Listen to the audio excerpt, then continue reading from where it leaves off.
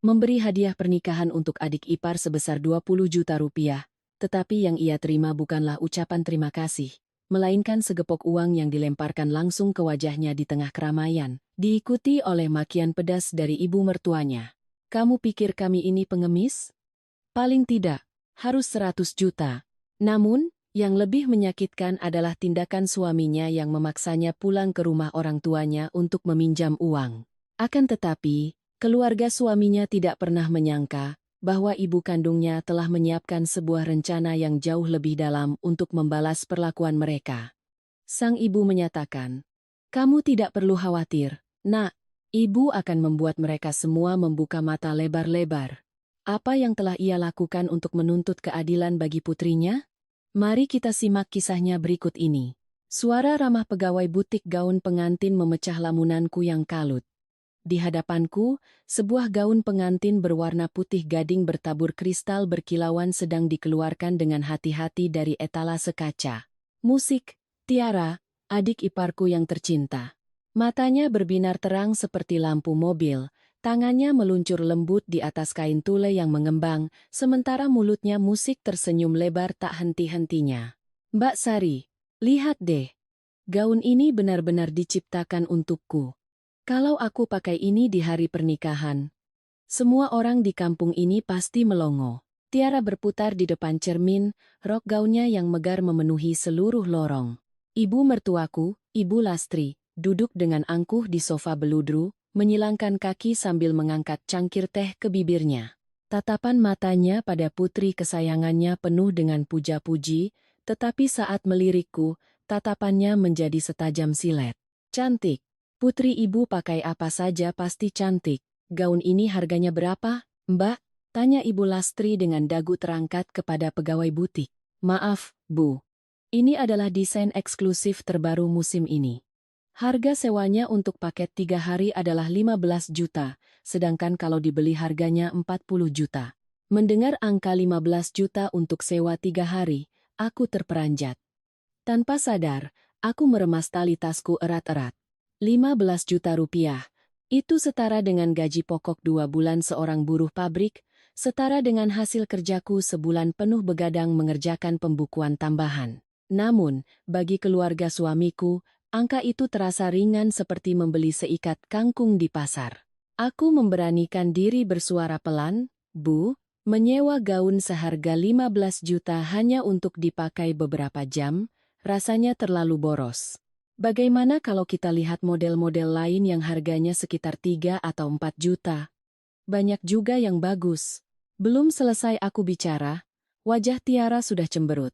Ia menghentakkan kakinya ke lantai. Mbak Sari ini aneh sekali deh. Menikah itu kan sekali seumur hidup, masa Mbak perhitungan begitu sama aku? Keluarga calon suamiku itu pengusaha properti kaya raya, mereka akan datang menjemput dengan mobil-mobil mewah. Kalau aku pakai gaun murahan seharga beberapa juta, martabat keluarga mereka bisa jatuh. Mereka akan menghinaku habis-habisan. Ibu Lastri meletakkan cangkir tehnya dengan keras musik ke atas meja. Suara porselen yang beradu dengan piring menciptakan bunyi denting kering yang membuatku kaget. Ia melirikku sinis. Sudah, jangan bawa-bawa pemikiran kampungan dan pelitmu itu ke keluarga ini. Kamu itu kakak ipar tertua. Adikmu akan menikah, sudah seharusnya kamu memastikan semuanya sempurna agar keluarga kita tidak kehilangan muka. Hanya untuk gaun saja kamu hitung-hitungan. Pantas saja si Dimas usahanya tidak pernah maju, gara-gara punya istri yang auranya pelit begini. Tenggorokanku terasa tercekat. Aura pelit. Ibu musik. Tidak tahu, pagi ini. Aku baru saja diam-diam mentransfer lebih dari 300 juta rupiah untuk melunasi utang Dimas, putra kesayangan ibu. Uang itu adalah seluruh tabunganku selama bertahun-tahun, ditambah dengan uang pinjaman darurat dari teman-temanku, hanya untuk menutupi lubang akibat investasi bodong yang disebabkan oleh Dimas. Dia termakan bujukan teman-temannya, meminjam dari pinjaman online ilegal untuk berjudi di pasar saham. Sekarang, setelah semuanya ludes, dan penagih utang mengancam akan datang ke kantornya, barulah dia berlutut memohon pertolonganku. Aku menoleh ke arah Dimas, suamiku, yang sedang asyik dengan ponselnya di sudut ruangan. Mendengar ibunya memarahi istrinya, dia tetap diam seolah tuli, melihatku menatapnya tajam. Barulah Dimas mengangkat kepala musik dan menarikku ke sudut tersembunyi. Dia berbisik dengan nada memohon, namun tetap dengan sentuhan otoriter. Sudahlah, sayang, turuti saja kemauan ibu dan Tiara. Kamu tahu kan sifat ibu seperti apa? Kalau kamu tidak keluar uang untuk ini, ibu bisa mengamuk. Kalau sampai ibu tahu soal aku bangkrut karena saham, rumah ini bisa hancur berantakan. Anggap saja ini demi aku, ya? Aku janji, mulai sekarang aku akan bekerja keras untuk menggantinya. Melihat wajah suamiku yang pengecut dan penuh ketakutan, hatiku menjadi dingin. Dia takut ibunya tahu dia telah menghamburkan uang, tapi tidak takut istrinya jatuh miskin. Aku menggigit bibirku hingga berdarah, mencoba menelan kemarahan ini. Di dalam tasku, kini hanya tersisa beberapa juta rupiah untuk biaya hidup sebulan penuh. Baiklah, biar aku yang bayar pakai kartu. Ucapku dengan suara serak. Mendengar itu, Tiara bersorak dan berlari memelukku erat. Namun pelukan itu terasa palsu dan berbau parfum yang menyengat. Tuh kan, aku tahu Mbak Sari paling sayang sama aku. Cepat bayar ya, Mbak, biar aku bisa langsung foto dan pamer ke teman-teman. Aku melangkah gontai menuju kasir. Setiap langkah terasa seberat timah. Mesin EDC berbunyi panjang, menandakan transaksi berhasil, sekaligus menandakan limit kartu kreditku telah habis. Ibu Lastri duduk di sana dengan senyum puas, bukan senyum untuk pengorbananku, melainkan untuk gengsinya yang akan segera terpuaskan di hadapan kerabat. Keluar dari butik, langit sudah mulai gelap. Angin dingin menyelinap melalui pakaian tipisku, membuatku menggigil. Aku memandang punggung suami dan ibu mertuaku yang berjalan di depan, mereka asyik membahas menu catering, meninggalkanku sendirian di belakang seperti pembantu tanpa bayaran. Tiba-tiba Dimas menoleh, bukan untuk menungguku, melainkan untuk berbisik di telingaku, sebuah kalimat yang membuat tulang punggungku membeku. Oh ya, gaun sudah beres. Tapi masih ada uang sumbangan pernikahan musik yang harus kamu siapkan. Jangan sampai nanti pas hari H, ibu memeriksa amplopmu dan isinya terlalu sedikit. Aku tidak akan bisa membelamu. Makan malam hari itu lebih mewah dari biasanya. Ada opor ayam dengan taburan bawang goreng, rendang yang empuk, dan sambal goreng kentang ati. Makanan-makanan yang biasanya Ibu Lastri anggap pemborosan dan hanya disajikan saat lebaran. Namun, malam ini, suasana di rumah terasa pekat dengan perhitungan, lebih menyesakan daripada aroma masakan dari dapur. Aku sibuk di dapur, membawa piring dan sendok, sementara mereka bertiga sudah duduk manis di meja makan. Suara tawa Tiara yang riang bergema di seluruh rumah. Ibu tahu tidak, hari ini Mas Fajar mengajakku melihat contoh undangan. Ya ampun Bu, desainnya mewah sekali. Ada ukiran emasnya, kelihatan berkelas banget. Katanya, keluarga kita minta mahar berapapun tidak masalah, yang penting aku bahagia. Ibu Lastri mengambil sepotong paha ayam dan meletakkannya di piring Tiara, matanya berbinar seolah menemukan tambang emas. Harus begitu, dong, putri ibu kan cantik dan baik hati. Pantas sekali menikah dengan keluarga terpandang. Tidak seperti yang lain. Ibu menggantung kalimatnya, melirik sinis ke arahku yang sedang meletakkan rice cooker di meja. Menikah tapi tidak bawa apa-apa, tidak bisa membantu mengangkat derajat keluarga suami, aku berpura-pura tidak mendengar, diam-diam menyajikan nasi ke mangkuk untuk ibu dan suamiku. Nasi di tanganku terasa panas, tetapi hatiku sedingin es.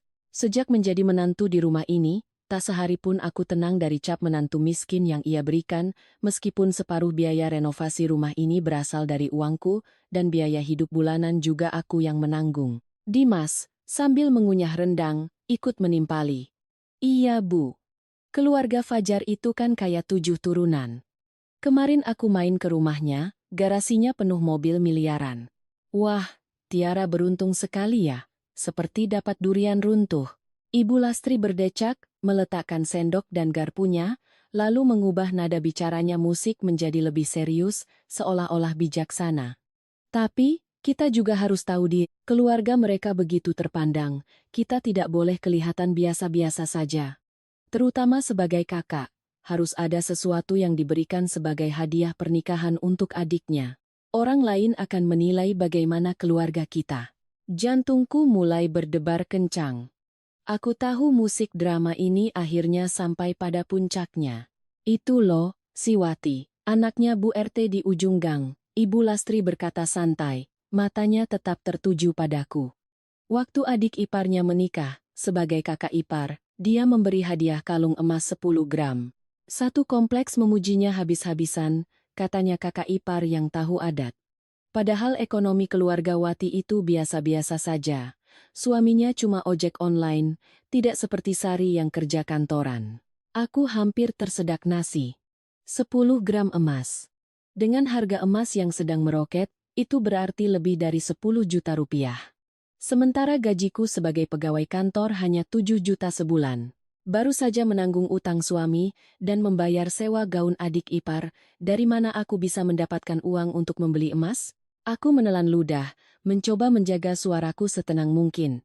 Bu, harga emas sekarang sedang tinggi sekali. Ekonomi kami juga sedang sedikit sulit. Rencananya, aku akan memberi Tiara amplop saja, jadi dia bisa membeli apa yang dia inginkan. Baru saja selesai bicara, suasana langsung hening. Ibu Lastri menggebrak meja, membuat sambal di piring kecil tumpah. Amplop? Kamu mau kasih berapa? 500.000? 1 juta? Jangan membuat malu keluarga ini. Kamu itu kakak ipar tertua. Adik iparmu menikah dengan pengusaha kaya. Masa kamu datang dengan amplop tipis? Mau ditaruh di mana mukaku? Dimas. Melihat ibunya marah, langsung menyikut kakiku di bawah meja dan memberiku isyarat dengan tatapan tajam. Tapi kali ini, aku tidak bisa diam lagi. Kekecewaan yang terpendam begitu lama membuatku keceplosan. Tapi, Mas Dimas baru saja memakai semua uang tabungan kita untuk diam. Bentak Dimas, memotong kalimatku. Wajahnya memerah, musik matanya melotot. Dia takut aku membocorkan masalah utangnya di depan ibunya. Jangan ikut campur. Kamu tahu apa soal urusan bisnis laki-laki? Ibu benar. Coba kamu pikirkan bagaimana caranya. Jangan sampai aku malu di depan keluarga besar. Tiara, yang duduk di samping sambil menggerogoti tulang ayam, ikut menyiram bensin ke dalam api. Betul itu, Mbak Sari. Mbak kan sudah kerja bertahun-tahun, masa tidak punya tabungan rahasia? Atau jangan-jangan semua uangnya Mbak kasih ke ibu di kampung? Jujur ya Mbak, jangan terlalu perhitungan. Nanti kalau Mbak sudah tua, yang merawat siapa? Pasti aku dan keponakan Mbak ini, kan? Aku memandangi 3 wajah di depanku. Ibu mertua yang serakah, adik ipar yang egois, dan suami yang lemah dan penipu. Mereka mengelilingiku seperti binatang buas yang menyudutkan mangsanya. Aku menunduk menatap nasi putih di piringku, air mata sudah di pelupuk mata, tapi aku menahannya sekuat tenaga.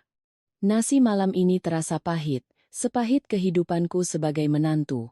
Ibu Lastri, melihatku terdiam, memberikan vonis akhir. Aku tidak mau tahu bagaimana caramu. Di hari pernikahan Tiara, siapkan hadiah yang pantas, jangan sampai saat itu aku harus menanggung malu. Ibu berdiri, menepuk bajunya, dan langsung berjalan ke kamarnya, meninggalkan piring-piring kotor di meja. Tiara juga langsung sibuk menelepon kekasihnya, hanya menyisakan aku dan Dimas. Aku mengangkat wajah menatap suamiku, mengharapkan penjelasan atau setidaknya sedikit penghiburan. Tapi tidak ada. Musik. Dimas hanya diam-diam mengambil potongan rendang terakhir, lalu meletakkan sendoknya dan berdiri. Cepat cuci piringnya, lalu setrika ke mejaku. Besok aku ada pertemuan penting dengan klien. Kamar tidur kami yang sempit hanya diterangi oleh lampu tidur kekuningan yang menyoroti dinding yang catnya mulai mengelupas. Musik Dimas sudah mendengkur keras sejak tadi. Suara ngoroknya yang acuh tak acuh seolah mengiris-iris sarafku yang tegang. Aku duduk memeluk lutut di sudut tempat tidur. Di hadapanku ada kotak perhiasan kayu tua, satu-satunya barang yang kubawa dari rumah ibuku saat menikah. Dengan tangan gemetar, aku membukanya. Di dalamnya kosong, hanya tersisa seuntai kalung emas tipis dengan liontin daun semanggi berhelai 4. Ini adalah hadiah dari ibuku saat aku menikah. Beliau menjual 2 kuintal gabah dan seluruh isi celengan babinya untuk membelikannya untuk, ibu bilang. Daun semanggi 4 helai membawa keberuntungan. Hidup perempuan itu bahagia atau menderitanya tergantung dari hati, tapi punya sedikit simpanan emas untuk pegangan itu lebih baik, nak, kata ibu waktu itu. Aku memegang kalung itu. Logam dingin yang menyentuh kulitku justru membuat hatiku terasa panas seperti terbakar. Menjualnya berarti menjual sisa harga diri dan pegangan spiritual terakhirku. Tapi jika tidak punya uang, bagaimana aku akan bertahan di neraka dunia ini? Kata-kata pedas ibu mertua, tamparan diam-diam dari suami, tatapan sinis adik ipar, semuanya muncul kembali seperti film horor yang diputar lambat. Keesokan paginya, aku bolos kerja dan diam-diam pergi ke toko emas. Ini emas muda, kadarnya rendah dan sudah model lama. Kalau dijual lagi, hanya dihitung harga bahannya saja ya, kata pemilik toko emas yang kacamatanya melorot, memeriksa kalungku seolah-olah itu barang rongsokan. Iya bu, kira-kira dapat berapa ya? Suaraku bergetar. 3,2 juta. Mau dijual? 3,2 juta. Ditambah sisa gajiku yang baru diterima dan seluruh isi celengan tanah liat uang yang kutabung untuk membeli susu bagi anak yang masih dalam angan-angan. Aku mengumpulkan semuanya, menguras setiap lembar uang dari dompetku, dan menukarnya dengan segepok uang pecahan 100.000 rupiah yang masih baru. Totalnya pas 20 juta. Dengan tangan gemetar, aku memasukkan uang itu ke dalam amplop merah dengan tulisan selamat berbahagia. 20 juta. Bagi orang kaya, angka ini mungkin hanya setara dengan biaya sekali makan malam atau sebuah tas. Tapi bagiku saat ini adalah darah, air mata, keringat, dan juga rasa malu. Aku berharap, ya, sebuah harapan bodoh bahwa ibu mertuaku akan melihat usahaku ini, bahwa dia akan mengerti betapa terpuruknya aku. Kembali ke rumah, aku menyimpan amplop itu baik-baik di dasar lemari pakaian, musik di antara baju-baju lama yang sudah setahun tidak pernah kuganti dengan yang baru. Aku berdiri di depan cermin, menatap wajahku yang tirus, dengan lingkaran hitam di bawah mata yang sangat jelas. Tiba-tiba, kelopak mata kananku berkedut terus-menerus, begitu kencang hingga aku harus memijat pelipisku.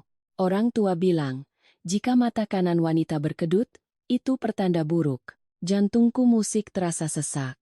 Perasaan tidak enak yang tak terlihat merayap di punggungku.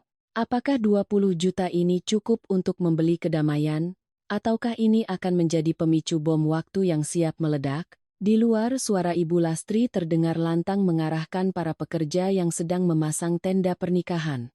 Tenda yang megah, dihiasi bunga impor yang mahal, memakan separuh jalan gang.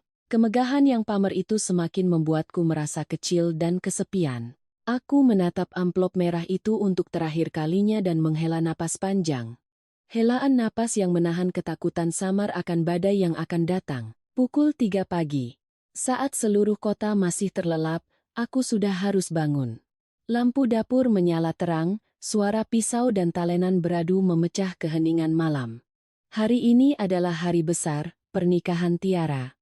Sesuai perintah ibu mertua, aku harus bangun untuk memasak nasi kuning dan opor ayam untuk sesaji leluhur, karena dia tidak percaya pada juru masak catering. Makanan untuk tamu boleh pesan, tapi sesaji untuk leluhur harus dibuat oleh menantu tertua agar berkah, katanya tadi malam. Uap panas dari panci nasi mengepul ke wajahku, keringat mengalir deras membasahi rambut dan dahi.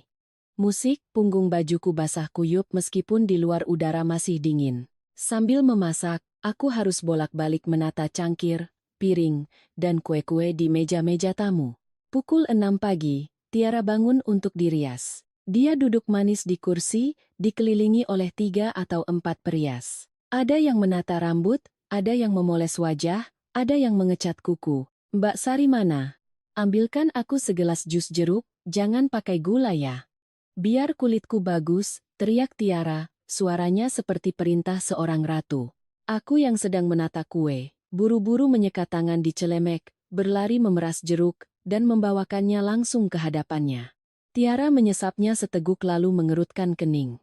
Asam sekali. Bak perasnya bagaimana, sih? Sudahlah, buang saja. nanti lipstikku rusak. Ibu Lastri yang kebetulan lewat, langsung melirikku sinis. Membuat segelas jus jeruk saja tidak becus. Coba kamu introspeksi diri, tangan sekasar itu bisa apa? Sudah, turun saja ke bawah. Lihat tamu sudah datang atau belum. Berdiri di sini hanya mengganggu perias. Aku menunduk dan berjalan gontai ke bawah. Tamu-tamu mulai berdatangan, semuanya berpakaian mewah dan wangi parfum. Dimas mengenakan setelan jas necis, rambutnya klimis disisir ke belakang, berdiri di samping ibunya menyambut tamu dengan tawa lebar. Mereka tampak begitu serasi dan elegan, seperti keluarga bangsawan. Sementara aku melihat pakaianku sendiri. Sebuah kemeja putih yang sudah mulai menguning karena terlalu sering dicuci dan celana kain hitam yang ujungnya sudah usang. Aku belum sempat berganti pakaian karena terlalu sibuk. Aku berdiri di sudut, memegang nampan berisi minuman untuk para tamu. Wah, pembantu di rumah ini cekatan sekali ya. Rajin menawarkan minum, kata seorang tamu wanita berkerudung beludru musik, sambil mengambil gelas dariku dan menoleh ke arah Ibu Lastri. Jantungku serasa berhenti berdetak. Seluruh ruangan seolah membeku selama beberapa detik. Aku terpaku di tempat, nampan di tanganku bergetar hebat, gelas-gelas di atasnya beradu, mengkhianati kepanikanku. Ibu Lastri tampak sedikit canggung, tapi dengan cepat ia kembali memasang wajah angkuhnya, tersenyum dan melambaikan tangan. Oh, iya, dia ini keponakan dari kampung yang datang membantu. Tangannya memang agak kasar, tapi untungnya rajin. Ibu tidak mengakuiku sebagai menantunya. Dia menyangkal keberadaanku di depan para tamu. Aku menoleh ke arah Dimas. Berharap dia akan memberikan klarifikasi. Tapi tidak. Dimas membuang muka, berpura-pura merapikan dasinya, seolah tidak mengenal wanita lusuh yang berdiri di sana. Rasa malu yang luar biasa membuncah hingga ke tenggorokan, terasa pahit. Aku ingin membanting nampan ini ke lantai, ingin berteriak bahwa aku adalah istri dari putranya, orang yang telah menjual harga dirinya untuk mengurus keluarga ini. Tapi melihat kerumunan yang ramai dan senyum palsu ibu mertuaku, aku kembali menjadi pengecut dan menelan air mataku. Aku menunduk dalam-dalam, berjalan perlahan ke dapur seperti tikus yang bersembunyi di lubang gelap. Di tengah musik pernikahan yang riang gembira, aku bisa mendengar dengan jelas suara hatiku yang retak berkeping-keping. Hari ini adalah hari bahagia mereka, tapi ini adalah hari penyiksaanku, dan aku tahu, drama terbaik, yang paling menyakitkan, masih menantiku di depan. Tepat pukul 9 pagi, rombongan mobil pengantin pria berbaris memasuki gang sempit kami. Mobil pengantin putih yang mewah memimpin di depan, diikuti oleh iring-iringan mobil hitam mengkilap yang membuat seluruh lingkungan gempar. Para tetangga berhamburan keluar untuk menonton, musik semuanya berdecak kagum. Keluarga Bu Lastri benar-benar beruntung, dapat menantu kaya raya begitu. Lihat itu seserahannya. Isinya barang-barang mahal semua, kotaknya juga besar-besar dan dihias indah sekali. Bisik-bisik itu semakin membuat Ibu Lastri bangga. Ia mengenakan kebaya brokat merah bertabur payet, lehernya dihiasi kalung mutiara yang berkilau, berjalan mondar-mandir dengan senyum yang tak pernah lepas dari bibirnya. Ia terus mengarahkan juru foto, ambil dari sudut ini. Biar semua mobilnya kelihatan. Foto seserahannya yang jelas ya. Di dalam rumah, suasana upacara adat dimulai. Setelah serangkaian salam dan doa, tibalah saat yang paling ditunggu-tunggu. Penyerahan hadiah pernikahan. Ibu dari mempelai pria, seorang wanita gemuk yang modis dengan kacamata hitam, maju untuk memberikan seperangkat perhiasan emas dan sebuah sertifikat rumah kepada kedua mempelai. Tepuk tangan riuh terdengar. Ibu Lastri, yang berdiri di sampingnya, tidak mau kalah.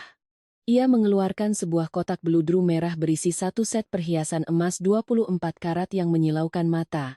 Dengan penuh kasih sayang, ia memakaikannya pada putrinya musik lalu memeluk tiara, pura-pura menyeka air mata. Padahal aku tidak melihat setetes air mata pun, ibu hanya punya sedikit hadiah, semoga kalian berdua bahagia. Selanjutnya adalah giliran para tante dan kerabat lainnya. Siapapun yang maju, berusaha membawa setidaknya 1 gram emas atau cincin emas untuk pamer di depan keluarga besan yang kaya raya. Tiara berdiri di tengah.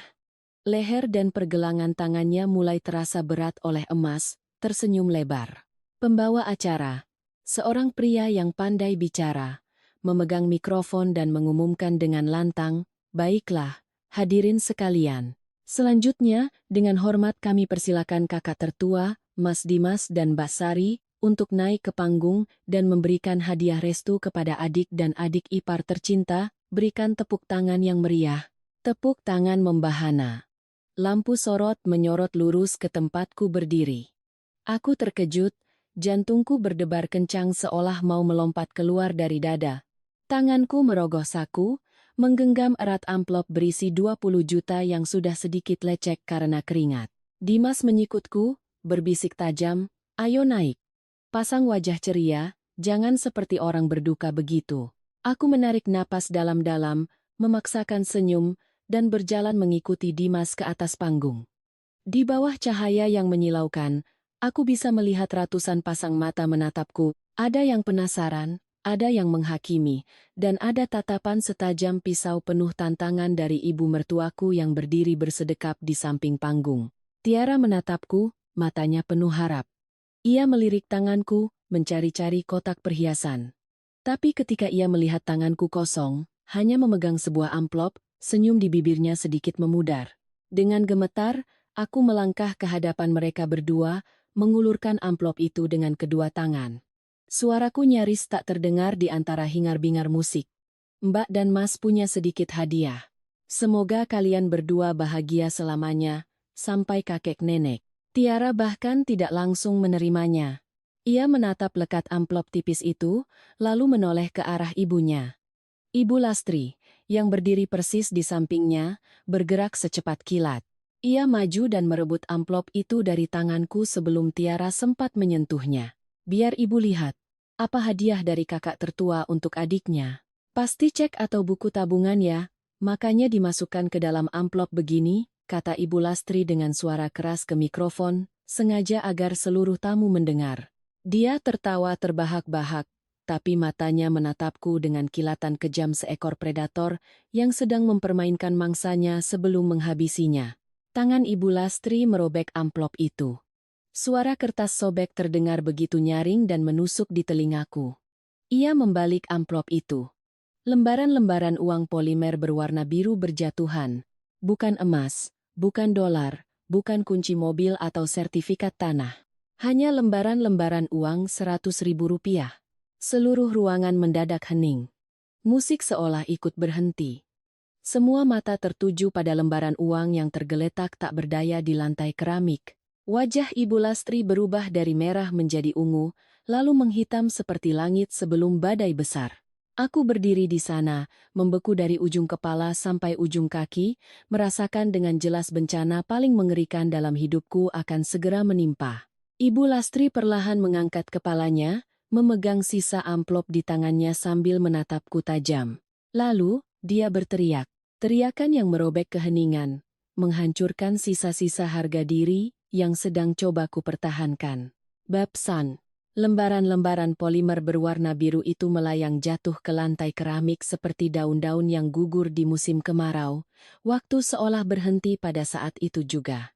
Aku bisa mendengar dengan jelas selembar uang mendarat ringan di atas sepatu kulit Dimas yang mengkilap, lalu terdiam, memamerkan nilainya di hadapan ratusan pasang mata yang terbelalak. Ruangan itu sunyi senyap. Musik pernikahan yang hingar-bingar dari sound system besar masih terdengar, tetapi seolah terdorong jauh, meninggalkan kekosongan yang menakutkan di atas panggung. Aku terpaku, kedua tanganku masih dalam posisi mengulurkan amplop, namun kini kosong, canggung, dan gemetar menyedihkan. Darah di tubuhku seakan membeku, lalu mengalir deras ke wajahku, terasa panas seolah disiram air mendidih. Ibu Lastri berdiri di sana, memegang sobekan amplop, matanya menatap tajam tumpukan uang di lantai. Dengan ujung sepatu hak tingginya yang runcing, ia menyepak pelan selembar uang, sebuah gerakan meremehkan seolah menyingkirkan sampah kotor yang menghalangi jalan. 20 juta, gumamnya. Namun dalam keheningan itu, gumamannya terdengar jelas seperti guntur. Ia mengangkat wajahnya menatapku, tatapannya bukan lagi kekecewaan pura-pura, melainkan kemarahan membabi buta dari seseorang yang gengsinya terusik. Kamu sedang bercanda, ya? Desis Ibu Lastri. Setiap kata keluar dari sela-sela giginya. Seluruh keluarga besar. Seluruh kompleks ini sedang melihat. Keluarga Besan datang dengan mobil mewah dan memberikan emas batangan. Dan kamu, sebagai menantu tertua, kamu datang ke sini memberi adik iparmu 20 juta? Aku tergagap, tenggorokanku kering kerontang. Bu, kami, akhir-akhir ini, jangan banyak alasan. Musik bentak Ibu Lastri, memotong penjelasanku yang lemah. Lihat itu si Wati. Tetangga kita. Dia cuma asisten rumah tangga, tapi masih bisa memberi adiknya 5 gram emas. Kamu kerja kantoran, hidup enak, tapi tega sekali menampar mukaku dengan kotoran seperti ini. Dari bawah panggung, bisik-bisik mulai terdengar seperti sarang lebah yang terusik. Aku melirik ke bawah dan melihat tatapan-tatapan menghakimi. Kukira menantu Bu Lastri itu hebat, ternyata cuma luarnya saja. Ya ampun, kakak ipar kok pelit sekali. 20 juta sekarang bisa buat apa? Cuma cukup buat bayar makan di sini. Pasti dia tidak suka dengan adik iparnya, makanya begitu. Benar kata orang, ipar itu lebih jahat dari musuh. Komentar-komentar itu bagai ribuan jarum yang menusuk kulitku. Aku ingin berteriak bahwa 20 juta itu adalah keringat dan air mataku, pengorbananku, seluruh hartaku saat ini. Aku ingin berteriak bahwa putranya, suami yang berdiri mematung di sana, telah menghabiskan semua uangku untuk judi saham. Tapi aku tidak bisa. Aku menoleh pada Dimas dengan tatapan memohon yang putus asa. Tapi Dimas tidak menatapku. Dia menunduk dalam-dalam, kedua tangannya terkepal erat, telinganya memerah karena malu. Dia malu bukan karena ibunya keterlaluan, tapi malu karena aku membuatnya kehilangan muka di depan teman-teman bisnisnya yang duduk di bawah sana. Sikap pengecut Dimas bagaikan sebilah pisau lagi yang menusuk jantungku. Ibu Lastri, melihatku terdiam, semakin menjadi-jadi. Ia membungkuk, bukan untuk memungut uang itu, melainkan untuk meraupnya menjadi segenggam yang kusut. Ia berdiri tegak, menarik napas dalam-dalam. Di matanya, berkilat sorot kejam yang menandakan badai yang jauh lebih dahsyat dari yang bisa kubayangkan akan segera menerpaku. Tangannya mengangkat kepalan uang itu tinggi-tinggi, bukan untuk menyimpannya, melainkan untuk. Bab 7. Plak. Sebuah suara kering terdengar. Dunia di hadapanku menjadi gelap. Bukan tamparan di pipi, melainkan segepok uang tebal yang dihantamkan Ibu Lastri tepat ke wajahku. Ujung-ujung lembaran uang yang keras dan tajam menggores kulitku dengan perih, lalu berhamburan ke seluruh panggung, bahkan mengenai gaun pengantin Tiara yang putih bersih. Rasa sakit fisik tidak ada apa-apanya dibandingkan dengan rasa malu yang luar biasa yang kini menggerogoti jiwaku. Aku terhuyung mundur, memegangi sebelah wajahku yang terasa panas membara. Ibu Lastri menunjuk lurus ke wajahku, berteriak melalui mikrofon, suaranya parau karena amarah dan bergema ke seluruh lingkungan. Kamu pikir kami ini pengemis? Hah, pernikahan adik iparmu, kamu kasih 20 juta. Apa keluarga ini kekurangan uang recehmu? Aku kira kamu itu siapa? Ternyata cuma manusia kikir. Paling tidak harus 100 juta baru pantas disebut hadiah dari kakak ipar tertua. Kata-katanya seperti sember air panas yang disiramkan ke tengah kerumunan. Semua orang terdiam. Bahkan suara musik dangdutan dari gang sebelah sepertinya ikut berhenti menyaksikan drama keluarga yang begitu memalukan ini. Aku berdiri di sana, di tengah panggung megah yang dihiasi bunga dan lilin, merasa seperti seorang pesakitan yang diadili di depan umum. Ibu, suaraku tercekat, air mata mengalir deras. Itu semua uang yang kumiliki. Aku bahkan sudah menjual kalung pemberian ibuku. Diam kamu. Ibu Lastri maju, menusukkan jari telunjuknya ke dahiku, mendorongku hingga aku hampir jatuh. Jangan bawa-bawa cerita sedihmu di sini. Kami tidak menyuruhmu, mau jual kalung atau jual darah itu urusanmu. Tapi sekali kamu masuk ke keluarga ini, sopan santun harus dijaga. 20 jutamu itu besar sekali? Ya? Bahkan tidak cukup untuk membayar tim pembawa seserahan. Tiara, yang berdiri di samping, menepis lembaran uang yang menempel di gaunnya, mencibir. Mbak Sari, jujur ya, Mbak membuatku malu sekali di depan keluarga suamiku. Mas Fajar duduk di bawah sana. Apa Mbak ingin keluarga besan berpikir keluarga kita ini miskin sampai harus menerima sedekah dari Mbak? Aku menoleh ke bawah. Mempelai pria, Fajar, duduk bersedekap sambil menggelengkan kepala, berbisik-bisik dengan ibunya. Pasti mereka sedang menertawakan dan menilai keluarga yang kacau balau ini. Aku berpaling pada Dimas, pria yang kusebut suami. Orang yang telah kuhabiskan masa mudaku untuknya. Mas Dimas, katakan sesuatu. Kamu tahu persis kondisi keuangan kita. Dimas mengangkat kepalanya. Di matanya tidak ada sedikit pun belas kasihan, hanya kemarahan dan ketakutan. Takut pada ibunya, takut kehilangan muka. Ia menatapku seolah aku adalah musuh, seolah akulah yang membuatnya terperosok ke dalam situasi ini, bukan kebiasaan judinya. Bisa diam tidak kamu? Desis Dimas musik sambil melangkah ke arahku. Kamu belum puas membuat kekacauan di pernikahan ini? Aku terperangah. Aku membuat kekacauan? Aku sudah memberikan segalanya untuk keluarga ini, dan sekarang Mas bilang aku membuat kekacauan? Dimas menggeram. Wajahnya mengeras. Musik.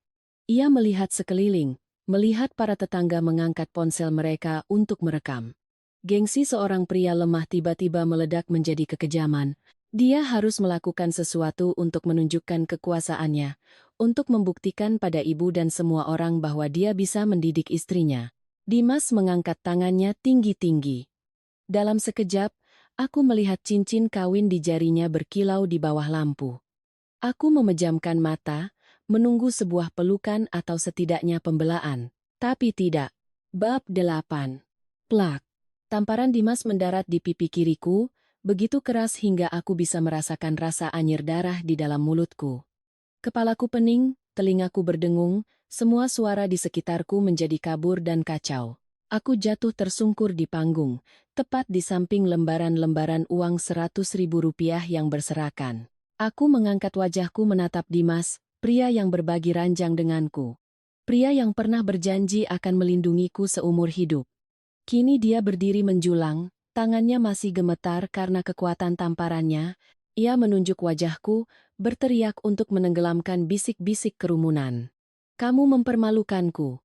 Uang 100 juta saja tidak bisa kamu siapkan, jadi istri macam apa kamu? Lihat istri orang lain. Mereka membawa kehormatan bagi suaminya. Sedangkan kamu hanya bisa menorehkan aib di wajahku. Pergi dari hadapanku. Air mataku jatuh, asin, bercampur dengan darah di sudut bibirku. Aku menangis bukan karena sakit, tapi karena hancurnya sebuah kepercayaan. Tamparan ini tidak hanya mengenai kulitku, tapi juga menghancurkan sisa-sisa ikatan pernikahan kami. Ternyata di matanya, aku hanyalah mesin pencari uang, sebuah topeng untuk menutupi kebusukan di balik keluarga yang tampak mewah ini. Ibu Lastri berdiri di sampingnya, bukan melerai, malah berdecak dengan nada puas. Bagus, hajar saja. Mendidik istri itu harus dari awal, jangan sampai dia terbiasa naik ke kepala. Satpam, tolong bersihkan sampah-sampah ini. Kita harus melanjutkan acaranya. Sampah. Dia menyebutku dan uang hasil jerih payahku sebagai sampah. Aku bangkit perlahan, rambutku acak-acakan. Musik, aku menatap kerumunan, wajah-wajah penasaran, ponsel-ponsel yang merekam adegan ini untuk menjadi viral. Tidak ada yang membantuku berdiri. Tidak seorang pun. Di mata mereka, ini hanyalah sebuah drama gratis yang lebih menarik dari sinetron. Aku membungkuk, dengan gemetar memunguti setiap lembar uang. Ini uangku, darah dan dagingku. Aku tidak akan membiarkan mereka menginjak-injaknya. Tiara, melihatku memungut uang, menendang selembar uang menjauh sambil tertawa sinis. Sudah, Mbak, ambil saja uang itu untuk beli obat penghilang malu, keluarga kami tidak butuh uang receh ini. Aku menggenggam erat uang itu di tanganku, lalu berdiri tegak. Untuk pertama kalinya dalam 3 tahun menjadi menantu, aku menatap lurus ke mata ibu mertua dan suamiku dengan tatapan yang tidak lagi pasrah. Hawa dingin yang terpancar dariku membuat Dimas sedikit bergidik dan mundur selangkah. Tapi aku tidak mengatakan apa-apa. Aku berbalik dan berjalan tertatih-tatih meninggalkan panggung, meninggalkan tenda pernikahan megah yang penuh kepalsuan itu. Di belakangku, suara MC kembali terdengar, mencoba mencairkan suasana. Baiklah, hadirin sekalian, hanya sedikit insiden kecil saja. Mari kita lanjutkan bersulang untuk kebahagiaan kedua mempelai. Aku berjalan gontai ke kamarku, membanting pintu. Suara musik, denting gelas, dan tawa dari luar masih terdengar, seperti tawa iblis. Aku duduk terkulai di lantai yang dingin, menatap wajahku yang bengkak di cermin. Kukira semuanya sudah berakhir. Aku akan dibiarkan sendiri dalam kesakitanku. Tapi tidak. Saat malam tiba dan pesta usai, suara langkah kaki yang berat terdengar di lorong. Pintu kamarku terbuka kasar. Dimas dan Ibu Lastri masuk, bau alkohol yang menyengat menerpa wajahku, dan aku tahu, mimpi buruk yang sesungguhnya baru saja akan dimulai. Bab 9. Ibu Lastri melempar tasnya dengan kasar ke tempat tidur, lalu duduk di kursi dengan wajah memerah karena alkohol dan amarah yang belum reda. Dimas menutup pintu, musik menguncinya rapat, lalu berbalik menatapku yang meringkuk di sudut tempat tidur. Matanya dipenuhi urat-urat merah. Kamu pikir bersembunyi di sini masalahnya selesai? Desis Dimas. Menendang kaki kursi hingga aku terlonjak kaget. Apa yang kamu lakukan di luar tadi? Kamu tahu seluruh keluarga Besan menertawakanku? Fajar baru saja bilang padaku, kakak ipar bisnisnya besar, kok pelit sekali? Kamu dengar itu? Enak didengar? Aku mengangkat kepala, suaraku serak. Mas mau apa lagi? Aku sudah memberikan semua uangku untuk membayar utangmu. Aku sudah menjual satu-satunya warisanku. Apa mas mau aku menguliti diriku sendiri untukmu? Jangan mengungkit-ungkit jasamu. Ibu Lastri menggebrak meja. Utang apa aku tidak tahu. Yang aku tahu, hari ini kamu sudah mempermalukan aku dan keluarga ini. Sekarang kamu harus menebusnya. Menebusnya. Aku tertawa getir. Aku harus menebusnya dengan apa? Nyawaku. Ambil saja. Ibu Lastri tersenyum sinis, senyum penuh perhitungan terlukis di wajahnya yang berbedak tebal. Nyawamu tidak laku dijual. Aku butuh uang. Besok, kamu harus siapkan 100 juta dan letakkan di meja ini untukku. Anggap saja sebagai hadiah pernikahan susulan untuk Tiara dan untuk menutup mulut orang-orang. 100 juta? Aku membelalakan mata, menatapnya seolah dia adalah alien. Ibu pikir uang itu daun? Aku dapat dari mana 100 juta sekarang? Aku tidak mau tahu. Ibu Lastri berdiri. Menunjuk wajahku. Pinjam ke rentenir, atau pulang ke ibumu di kampung dan minta. Bu Hartini di desa itu kan tanahnya luas. Jual saja sebagian untuk menolong putrinya. Masa dia tega membiarkan rumah tangga anaknya hancur hanya karena 100 juta? Ah, jadi begitu. Tujuan akhir mereka bukan hanya uang, tapi juga menguras harta ibuku. Mereka tahu ibuku menyayangiku, tahu bahwa aku adalah satu-satunya kelemahannya. Dimas menimpali dengan nada mengancam sekaligus membujuk. Kamu pikirkan baik-baik. Kalau besok uangnya tidak ada, lebih baik kita bercerai saja. Rumah ini tidak butuh istri yang tidak tahu adat. Ibu sudah bilang, kalau ada 100 juta, masalah selesai, dan aku akan kembali bekerja dengan baik. Kalau tidak, kita bubar. Kata cerai terngiang di kepalaku, terasa menyakitkan sekaligus melegakan. Tapi sebelum aku sempat berpikir, Dimas sudah mengambil ponselnya dan melemparkannya ke tempat tidur di depanku. Telepon sekarang. Telepon Bu Hartini. Nyalakan loudspeakernya biar aku dengar. Bilang padanya besok kirim uangnya segera. Jangan coba-coba mengadu atau menangis. Awas kamu.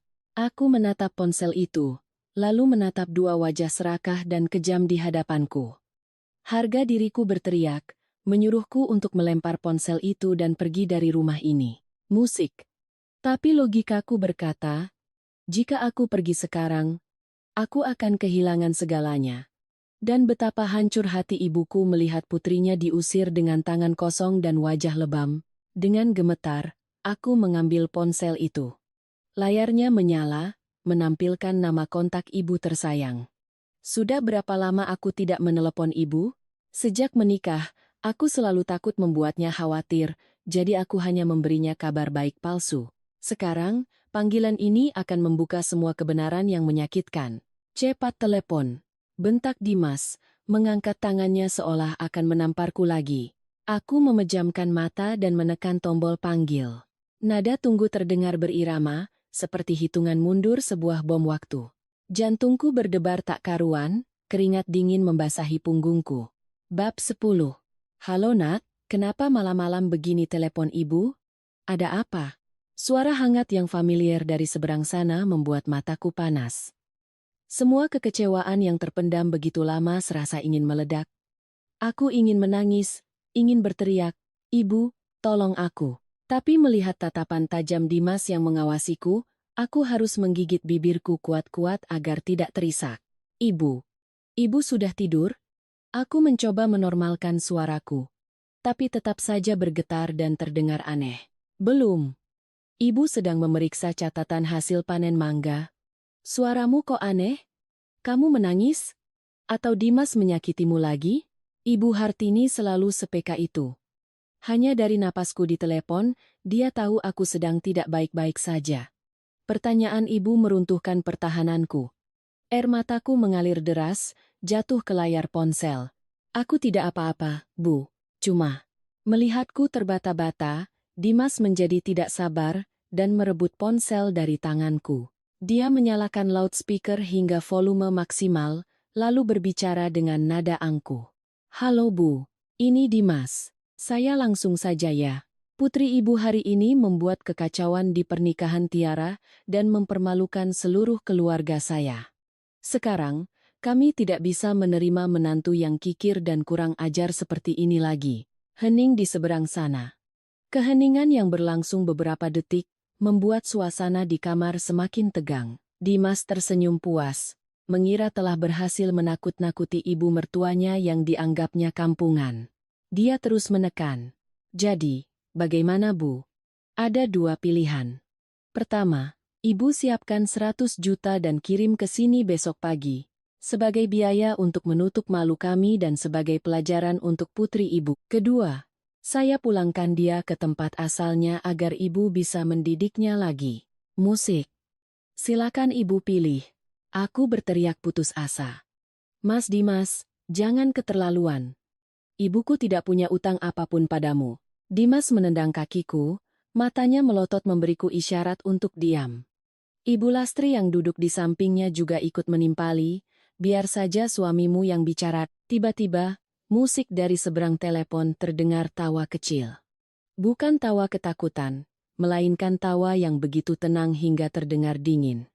"Oh, Dimas ya? Kamu bilang berapa tadi? 100 juta, kan?" Suara Ibu Hartini terdengar jelas dan tegas, tanpa sedikit pun getar ketakutan dari seorang wanita desa yang lemah. Dimas sedikit terkejut dengan reaksi ibu mertuanya, tapi keserakahan telah membutakan matanya. "Benar, 100 musik juta, tidak kurang sepeser pun. Besok pagi harus sudah ada di sini." "Baik," jawab Ibu Hartini singkat. 100 juta itu mudah saja. Tapi saya tidak akan mengirimnya lewat bank." "Lalu Ibu mau kirim lewat siapa?" tanya Dimas penasaran. "Saya akan antarkan sendiri. Bukan hanya 100 juta, saya akan bawa lebih dari itu. Saya ingin lihat seberapa mahal harga diri keluarga kalian." Setelah mengatakan itu, ibu langsung menutup telepon. Musik. Suara tut-tut meninggalkan Dimas dan Ibu Lastri dalam kebingungan. Mereka saling berpandangan, lalu tertawa terbahak-bahak. "Kukira hebat sekali," cibir Ibu Lastri sambil menepuk pahanya. "Ternyata takut juga putrinya diusir, sampai harus datang sendiri mengantar uang. 100 juta. Wah, kita dapat rezeki nomplok, Nak. Bisa buat belanja-belanja." Dimas mengembalikan ponsel itu padaku dengan wajah gembira. "Lihat, kan? Harus digertak dulu baru mereka takut. Besok ibumu datang, siapkan makanan yang layak.